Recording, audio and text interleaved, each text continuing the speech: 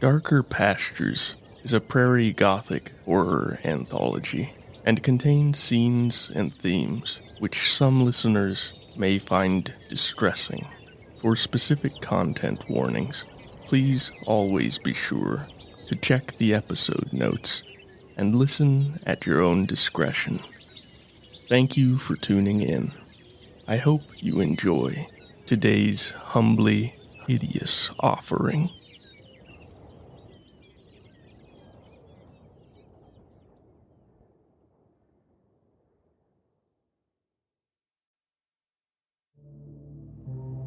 America has a long history of violence, and perhaps equally long is its people's sordid love affair with that violence.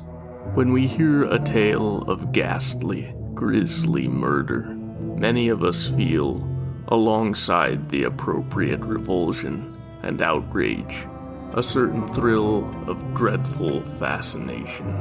And it's no coincidence that while the names of those who commit atrocity are often widely and long remembered, the worthier names of their undeserving victims are left to languish in obscurity and fall into oblivion. Humanity possesses as much capacity for cruelty as it does for kindness, and that is perhaps inevitable. Perhaps it's also inevitable that such cruelty will always exert a morbid pull on our imaginations, but we should be wary that we do not follow that sirenic song too readily, for it can lead into the very darkest of pastures. Episode 12, Collection.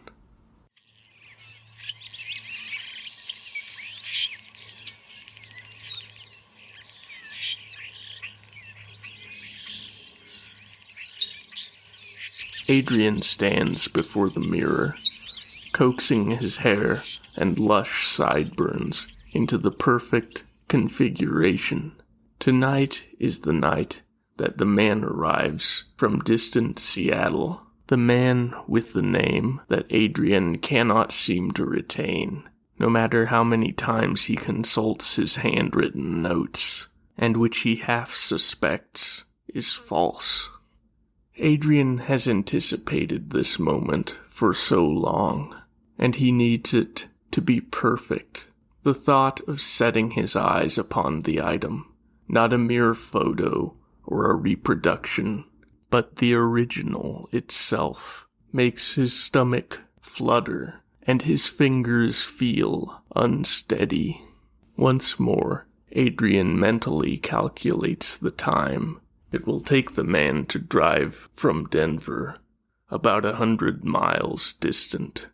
At this time of year, both the roads and the weather can be very treacherous. Blizzards sweeping down from the Arctic, or west from the mountains, without warning. Black ice and deceptively deep drifts settling over the narrow highways and the washboarded dirt roads, which may not see maintenance for days afterward. But the man had sounded very confident over the phone in his ability to reach the house at the appointed time. He'd better, Adrian thinks, a streak of dark temper coursing through his mind for a moment. Of course, he would never voice the sentiment aloud. He's far too genteel, far too unassuming to express such a thought, let alone to follow through on the implicit threat should his expectations be contravened. But he has so longed for the hideous, magnificent painting since he first learned of its existence. His yearning not merely abstract, but a physical, palpable appetite.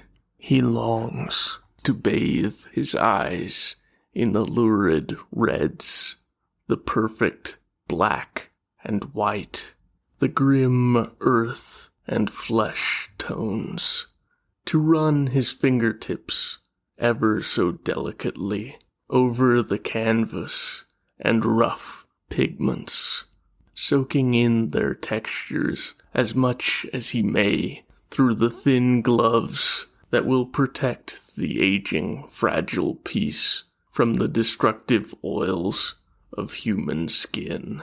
So absorbed is he in these anticipatory ruminations that as he gazes into the mirror, he ceases to see his reflection, sees instead Fred Gossie's masterwork as clearly as though it were already before him.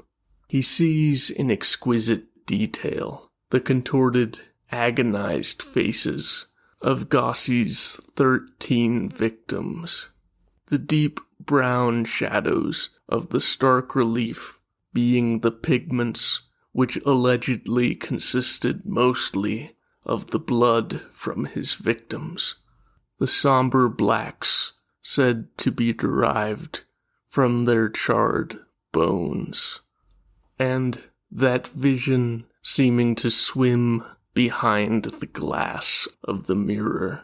Adrian goes still, eyes wide and mouth slack, exhaling with a protracted, uneven sigh that is almost a groan of mingled torment and ecstasy.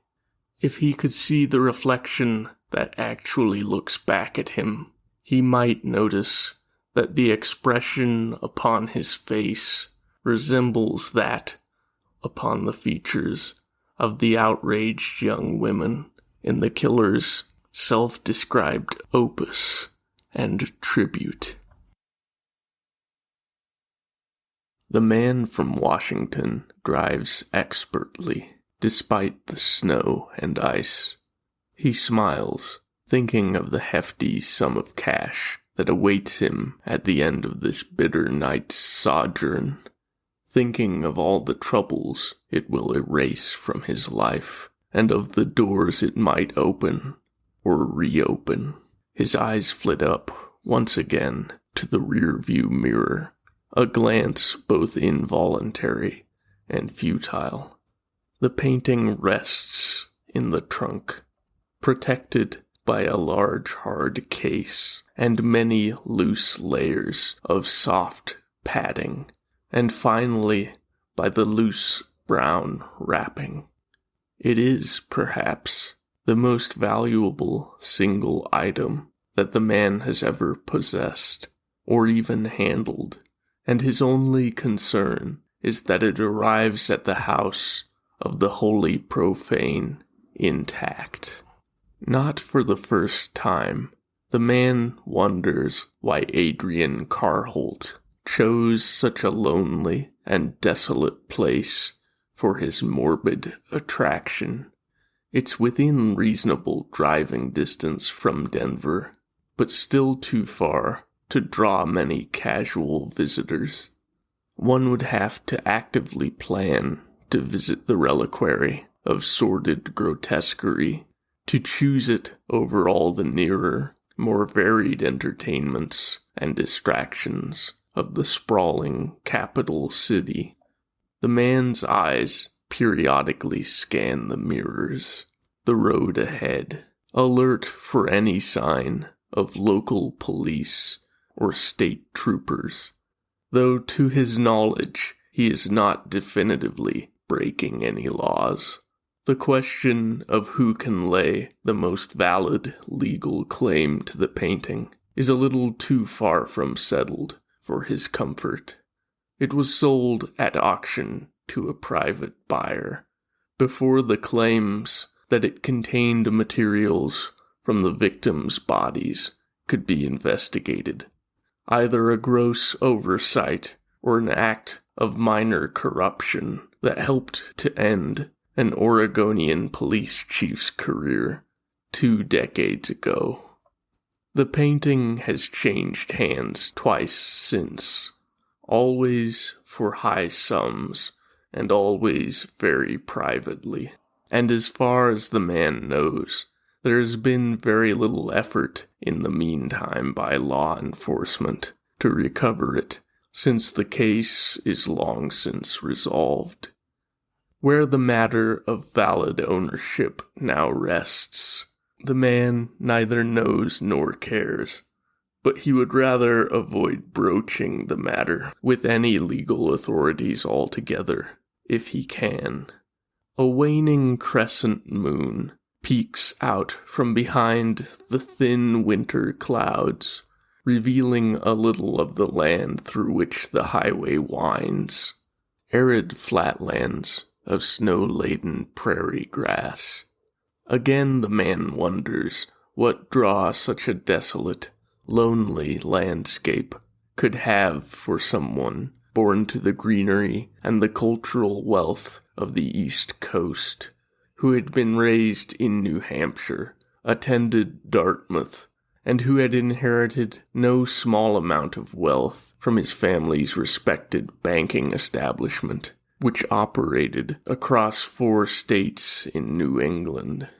The man from Washington has, of course, done his own thorough research on the buyer, perhaps even more meticulously than necessary. But there always comes that point where further research can cast no more light into the dark mysteries of a person's soul, where the mind can only stare blankly into those benighted depths and wonder what lurks within, unseen and unguessable.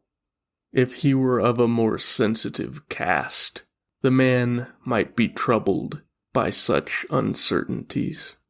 But he has been well hardened, first by the stern eyes and fists of his ex-Marine father, by a youth of drinking and schoolyard fighting and back-alley cruelty, then by a few years of his own in the military, and finally by the decidedly more lucrative work he had undertaken in Iraq as a security contractor.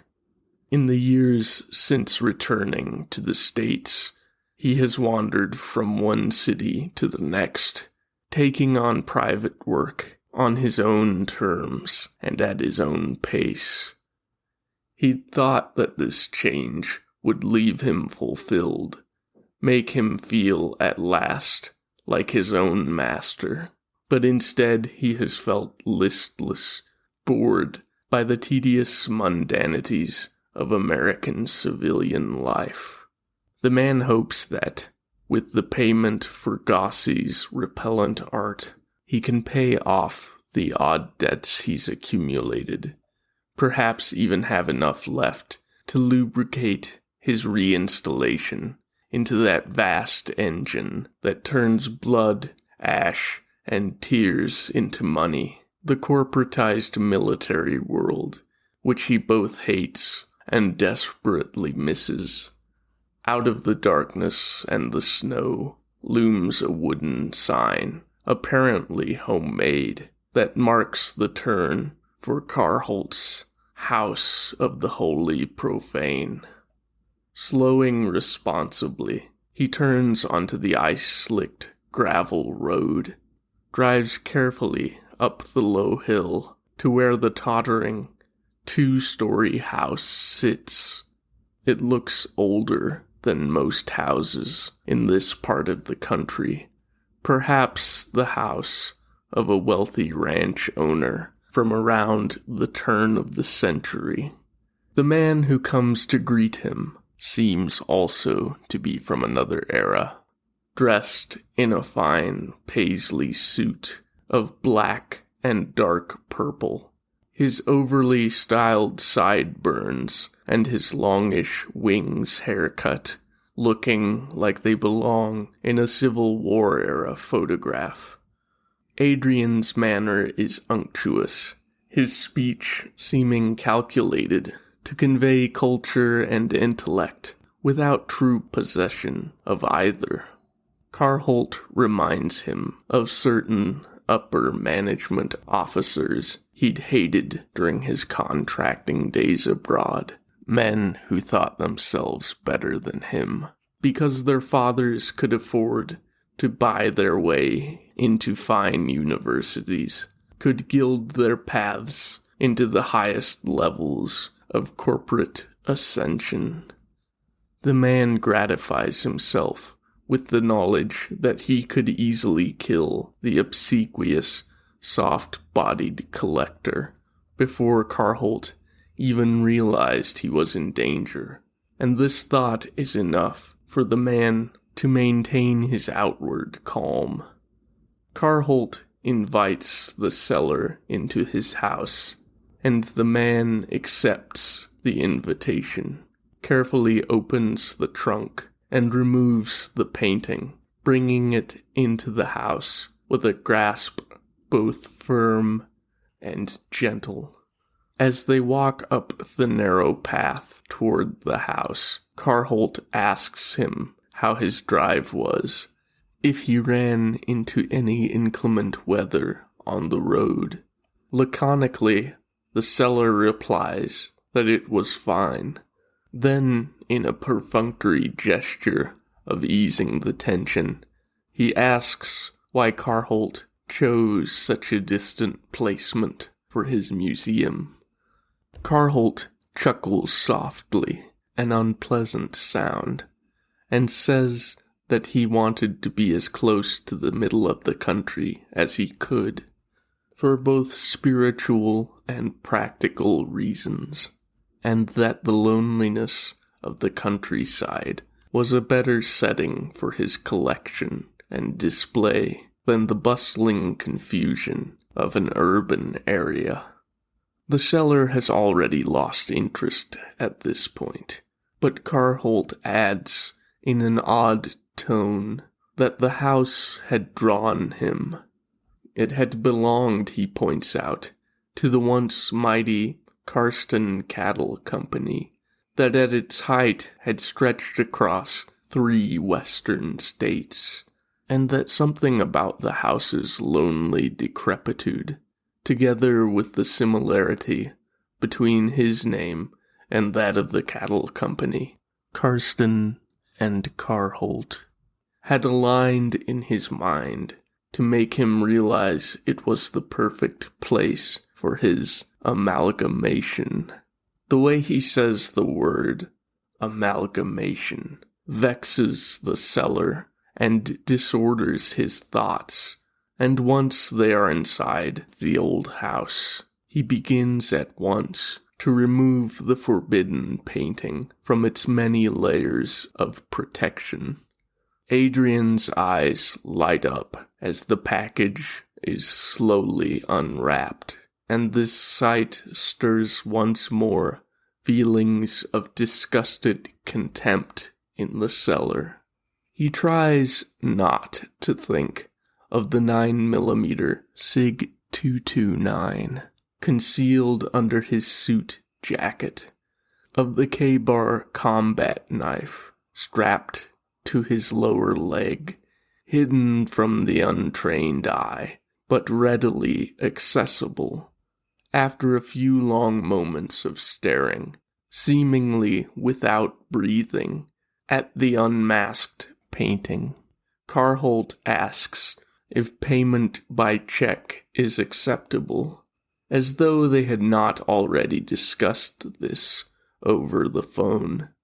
The man says that it is, and with a slight flourish, Adrian produces an envelope from within his purple paisley dress jacket and proffers it. The man takes it, peers inside, nods in satisfaction as he stows it in his pocket. They shake hands, but now the seller does not bother to hide his disdain for his customer, tells him softly to enjoy the painting, emphasizing the words in just such a way to make it clear that it's meant insultingly. Adrian Carholt, however, does not seem to notice. He's already dismissed the man from his mind, is already anticipating, finally touching the painting which he believes contains not only biological components, but the very souls of the murdered innocents it depicts. The cellar is almost at the door when Carholt begins to speak again, his voice quavering, brittle. He says that the painting has called to him, that the tortured and sanctified souls within it sing to him as they never have for anyone else. He says that they belong here, in this house of their spiritual kindred, where the terrible meets the sublime. And he says that they will find salvation here, that they will join all the other spirits and become more than they could ever have been otherwise. They all sing to me, Adrian continues. They all sing and yearn, and slowly converge to become something greater, something divine. The cellar stares at Adrian for a long moment. For the first time, a slight chill has burrowed into the back of the man's neck, a physical realization that there is something aberrant, something perhaps dangerous in his presence. It's a feeling that the man is not accustomed to outside of the war zone, something that he never expected to feel again in civilian life. For a few seconds, the man from Washington tries to think of a meaningful reply. Then he opens the door and retreats into the night, into his car and down the road, leaving that awful house behind him forever, and hoping that he will never think of it again once he has deposited the substantial check that rests within his pocket. The wind gusts coldly against his windshield, shrilling sharply, and he tries to push away his uncharacteristic fancy that it sounds like a chorus of pain-drenched screams.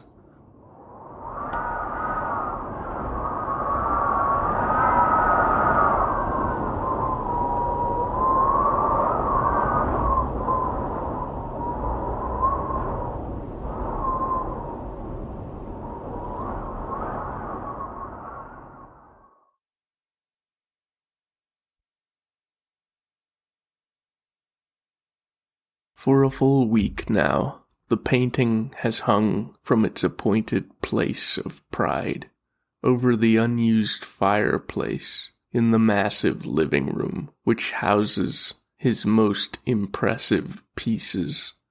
And yet, Adrian cannot help but return to it at least once every hour, cannot refrain from brushing his gloved fingers over its sealed surface, from studying intently every detail of the brush strokes and the inspired use of color. If, indeed, the browns are truly derived from blood, Gossi was a genius, anticipating that it would only darken with time, as the dried blood denatured, and would make the shadows on the faces seem that much deeper, render ever more hellish the contortions of terror and suffering around the mouths and the eyes of the young women. As he turns away, telling himself that he must stop pawing the painting or risk damaging it, his gaze sweeps over the other assorted items in the room. Some hang from the walls, others rest in protective glass cases or upon enclosed shelves. Each is related in one way or another, to an awful murder. Some are over a century old, their inevitable decay slowed in this sterile environment, whereas others pertain to especially horrid crimes of the last 2 decades. Most were obtained legally, a few by more questionable means, but Carholt is eminently proud of them all. There is the exquisitely preserved handkerchief said to be left behind at a murder in 1894 by the Denver Strangler, who was never caught. Beside it are handwritten notes, allegedly penned by Zipporah himself, while he was preparing his thoroughly questionable biography of Richard Speck, as well as a switchblade that the seller swore had belonged to the killer himself. And on the other side rests the half-century-old parking brake from a salesman's Buick, which proved to be the end of Charles Starkweather's Plains State spree. Across the room, ensconced in glass, lie a set of clothes worn by Charles Manson, alongside painstakingly faithful reproductions of the Zodiac Killer's letters to the police, one of which, to Adrian's eternal delight, is actually the original, swapped with the copy due to clerical error. There is a lamp of Ed Gein's, the pigskin lampshade, as close to the human one which had once graced it as legally possible. And throughout the house rest similar items, gruesome and mundane, ugly and beautiful and plain, some with certain pedigrees, and some with unverifiable and even doubtful connections, but all linked in some way to the worst and most repulsive of human potentiality, and all of them lovingly, obsessively curated and tended. And, cataloguing them all mentally, Adrian thinks, as he has thought so many times over the years, that they all belong to him, thoroughly, completely. Only he could ever love them, and care for them as they deserve. Only he could ever truly understand and appreciate them. For within each item is embedded a part of the deed itself, and the deed is the manifestation of the soul.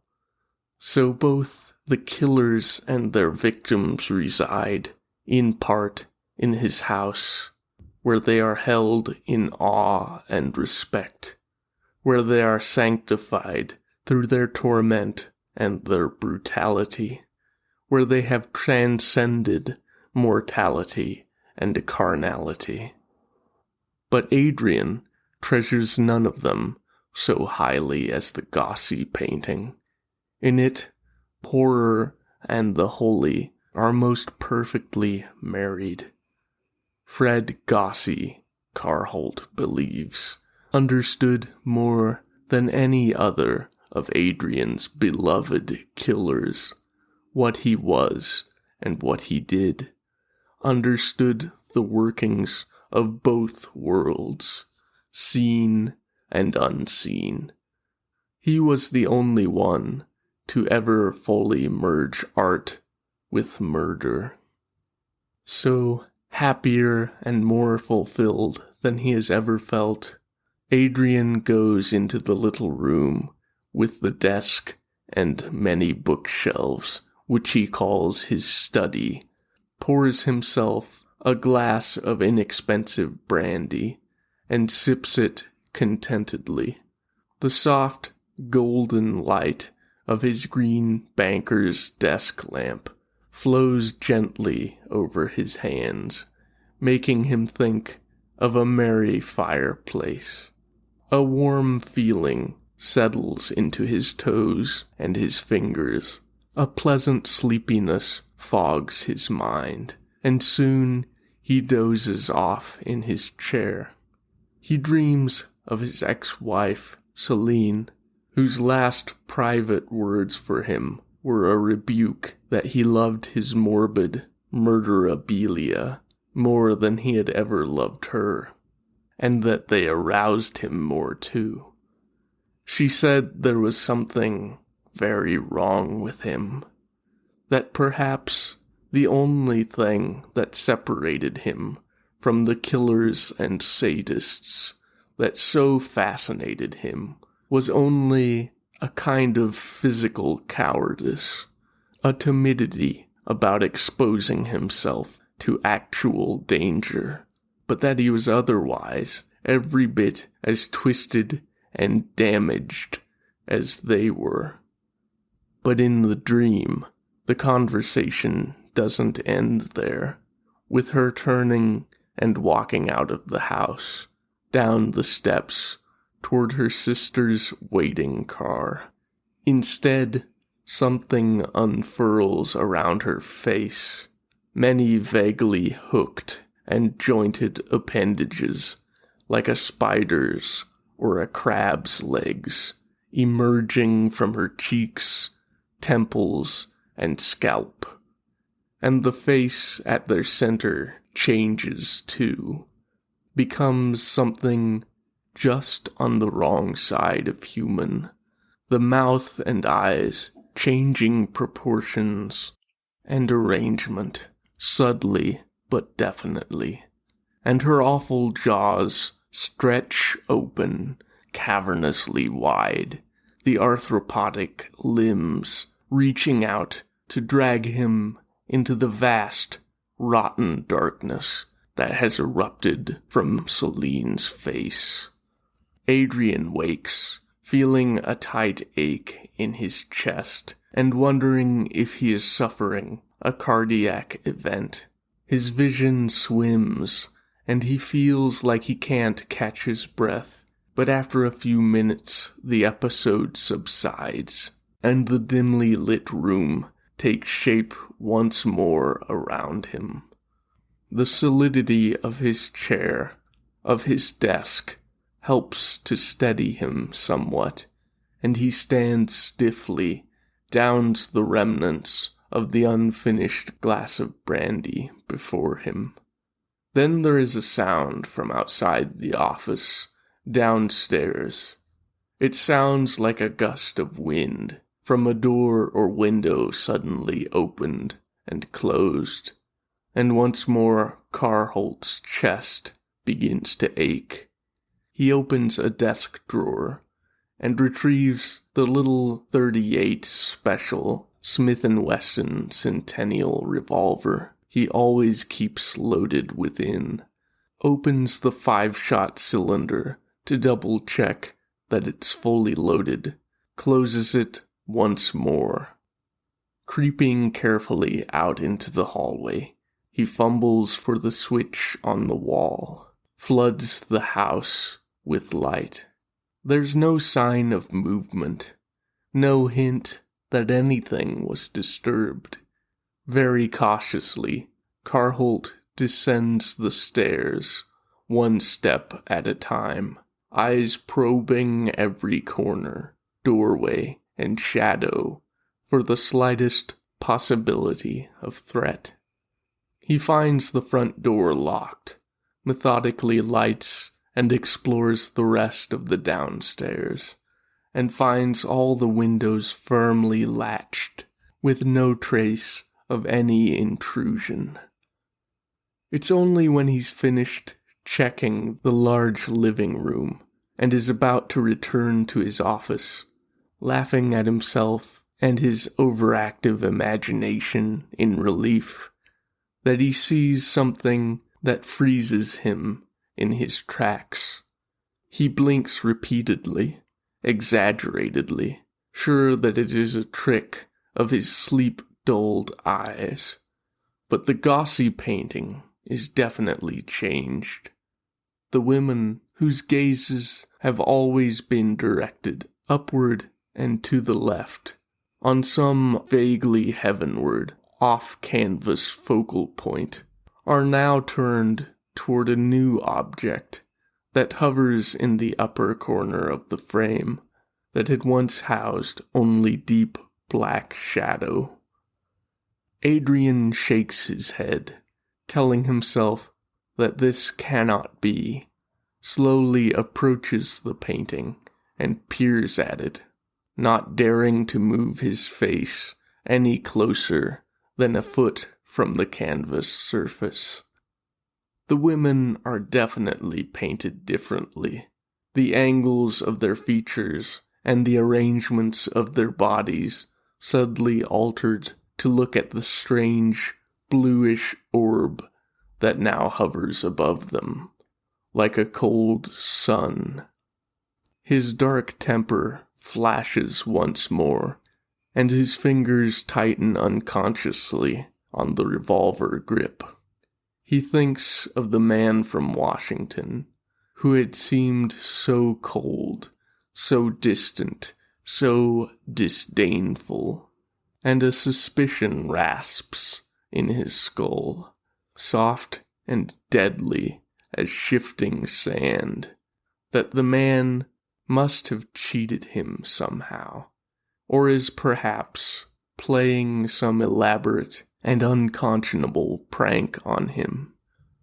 And with his life's ambition within his grasp, Carholt muses about how he might locate the man, extract the truth from him, perhaps exact bloody vengeance if he has in fact been thwarted and mocked. But then his anger recedes, and he remembers how hard the man had looked, all sharp edges and emotionless staccato, and knows that any such plan is destined to fail. For a moment, despair robs him of all his vigor, and he feels ready to collapse upon the floor. He closes his eyes, trying to summon inner strength, and when he opens them again, the painting is exactly as it should be, the women as they were. The globe of pale blue flame vanished into the impenetrable, oily dark that had preceded it. He stares at the canvas for a long time, in disbelief, and continues to study it closely for almost 10 minutes before assuring himself that it's unchanged, pristine, trying to convince himself that it was only the illusion of a mind still half asleep. He turns off the lights, returns the revolver to its accustomed place, and goes to bed. But he tosses and turns in his sheets under an old-fashioned quilt, thinking once more about his theories upon the soul, and of how they can infuse themselves into the fabric of the world. And he wonders, for the first time, if perhaps there might be some danger for him in collecting such things, in gathering them under one roof where they might communicate, feed off one another, perhaps even coalesce into something new and stranger. Sleep does not come until well after midnight, and his dreams are very troubled, full of flights in dark places, from things which are only half seen and half remembered when he wakes in the gray, cold light of the winter dawn. 4 times that day, Adrian tries to call the man from Seattle, but the digits scrawled on his notepad now only summon a pre-recorded and apologetic voice message that the number is no longer in service. Adrian cannot say whether this annoys him or relieves him, because he has no idea what he might say to the man anyway. Knows that he would not be able to bring himself to ask any of the questions swirling in his mind, for fear of being derided by the man who'd seemed to ooze cold calculation and lethal intention. So Adrian instead dials a number he has not used for 3 years now, not since a late July night, after overindulging in brandy and being overcome with a feeling of loneliness in the house peopled mostly by the aggrieved dead and the forever damned, both of whom have always maintained unbreakable silence. Adrian calls Celine. Surprising him a little, she answers. When she speaks, her words are not impolite, but come out in clipped, rapid bursts, posing hard questions and offering few answers in return. She asks him why he's calling her, what good can possibly come of reopening old wounds, why Adrian cannot simply leave her in peace and let their lives complete their gentle separation. Adrian evades the questions and tells her that he misses her, that he's changed. He then begins to tell her that something strange is happening. Something unseen and inexplicable is falling over the expansive house they once shared. But before he can get into any details, she cuts him off. She says that he hasn't changed at all, that everything has always been all about him and his own gratification, that if she let him, he would use her up until she was as empty and sad as the relics of torture and death he insists on collecting. Then she demands firmly that he never call her again, and hangs up. For a while afterward, Adrian sits at his desk, toying with the idea of leaving the house for a few days and indulging himself in the comforts of Denver, in fine restaurants and hotels and entertainment. There's nothing to keep him in the sprawling house that is both his home and his business. There have never been large numbers of visitors, and there are fewer still this time of year, when such travel is least appealing. If not for his inheritance, he would likely have to sell and find more lucrative work. But the remnants of his familial wealth, even after the divorce, are enough to fund his fantasies and still allow him to live comfortably.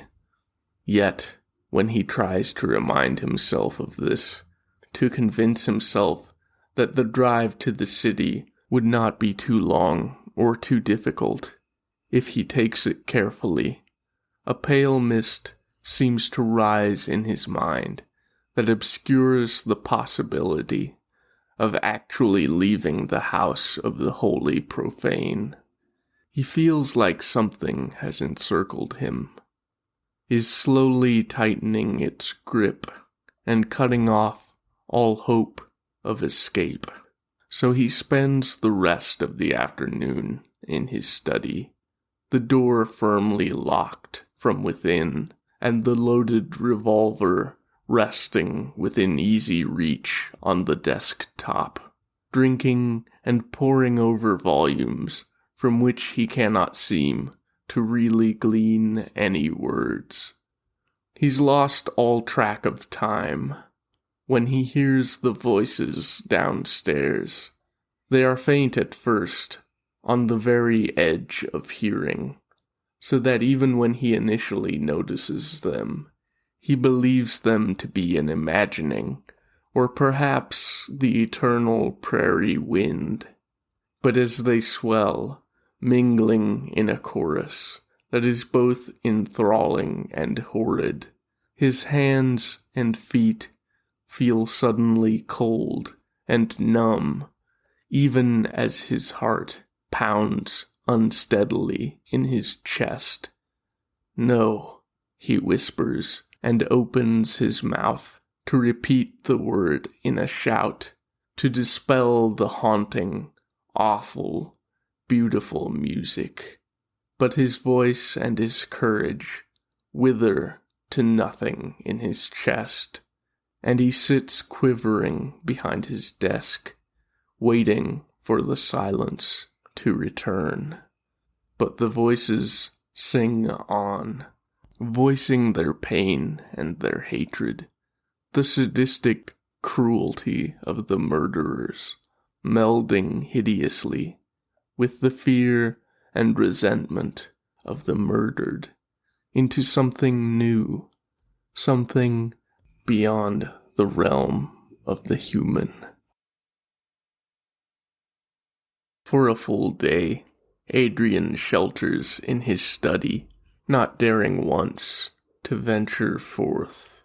Cotton-mouthed and hollow-bellied, he relieves his aching bladder, at first into his empty brandy decanter, and when that is full, through the room's sole window that looks westward over a spreading expanse of pale snow and yellow grass.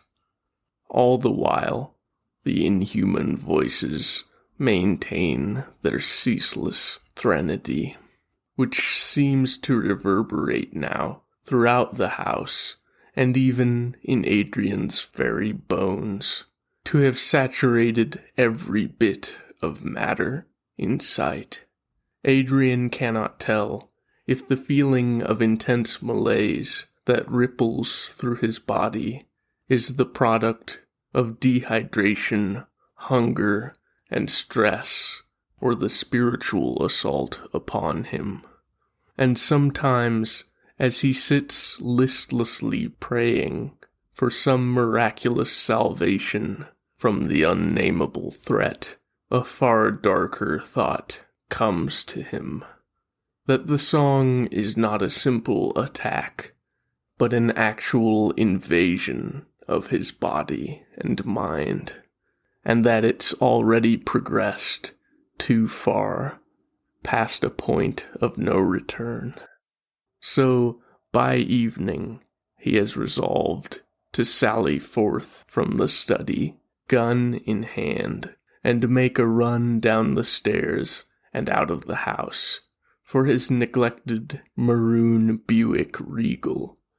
The thought terrifies him, but the prospect of remaining in the house, now humming with discarnate malevolence, fills him with a dread still more abject.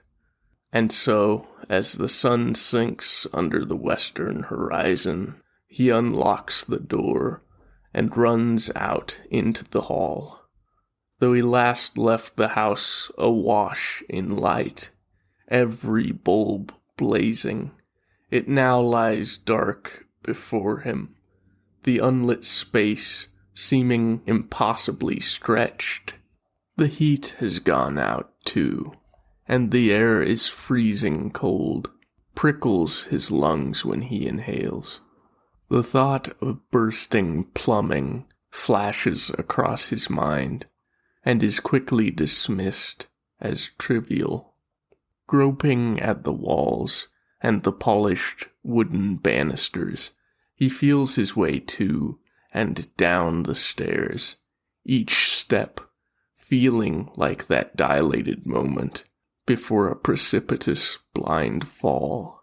Yet he makes his way, slowly and painstakingly, down the steps and toward the front door. The malign lament does not grow any louder as he moves, seems to emanate from all directions at once. But once he's left the bottom of the stairs and moved a few paces into the lightless foyer, the music does suddenly reach a crescendo and then falls just as suddenly into silence. Adrian stands as though frozen, straining his ears for any other sound, as disturbed by the sudden change as he had been by the ceaseless choral melody. Something blooms in the dark, a pale blue orb, blazing suddenly into being, like St. Elmo's fire. It hovers, motionless and static, at about head level between Adrian and the front door. And, looking at the blue glow, Adrian thinks of all he has read about ghostly lore, remembers an old belief that flourished long before anyone had ever spoken of cold spots, or EMF readings, or electronic voice phenomena, that the presence of a wandering spirit would be heralded by a candle's flame suddenly turning blue.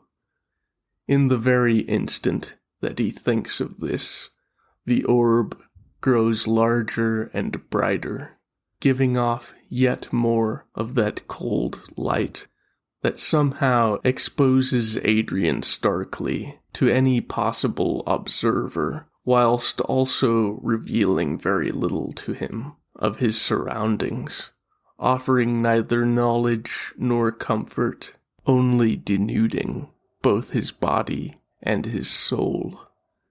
As though in the very worst of his childhood nightmares, Adrian stands rooted to the spot, unable to shift his legs to run.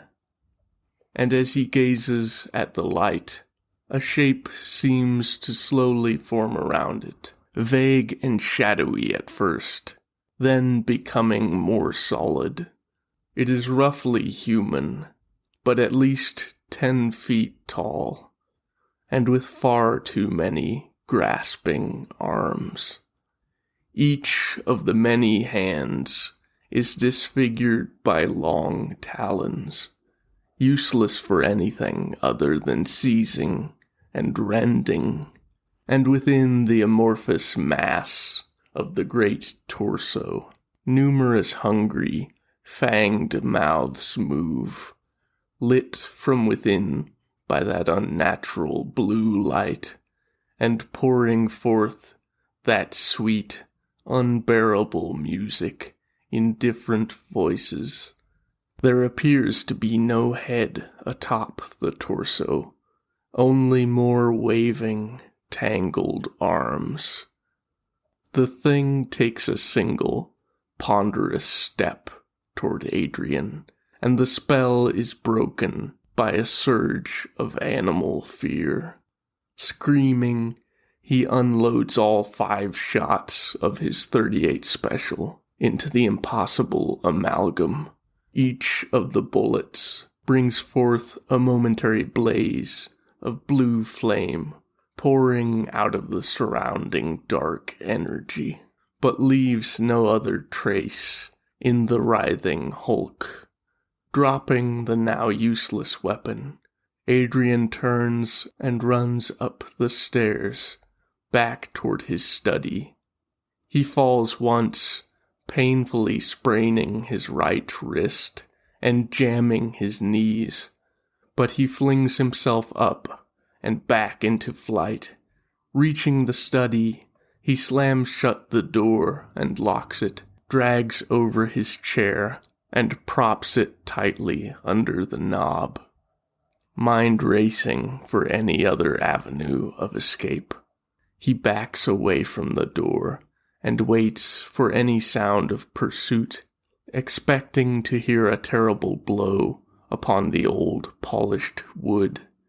But instead, there comes only silence, not even that damnable music rising to meet his ears.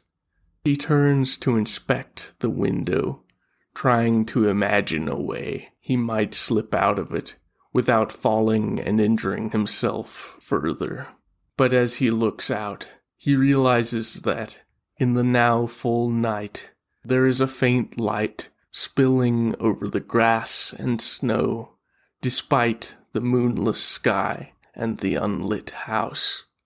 And from the way it falls, and even more from its hue, he realizes that it must be issuing from the weathered boards of the old house itself.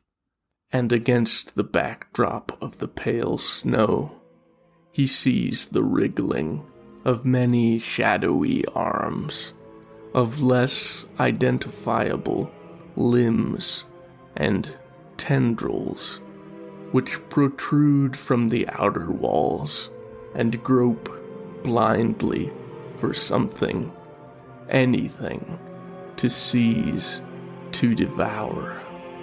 When he feels many cold, undulating fingers wrap around his feet and pull him down toward the floor, toward the gaping blue space that is now opening there, he cannot even utter a whisper before it swallows him, before he melds with that unearthly, unending cacophony of the wicked, the scorned, and the wronged.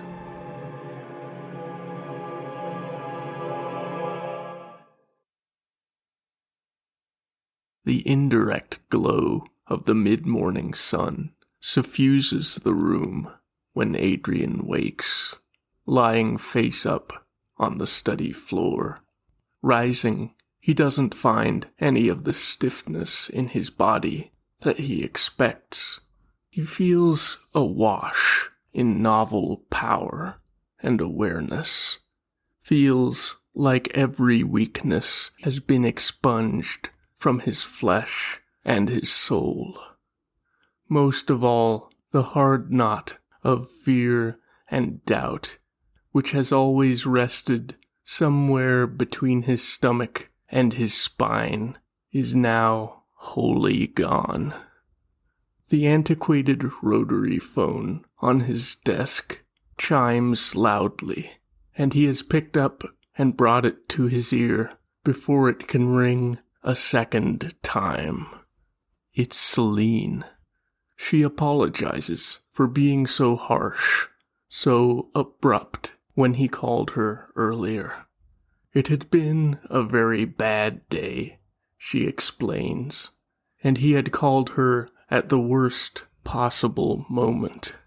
From her tone, Adrian can tell that she feels guilty, ashamed.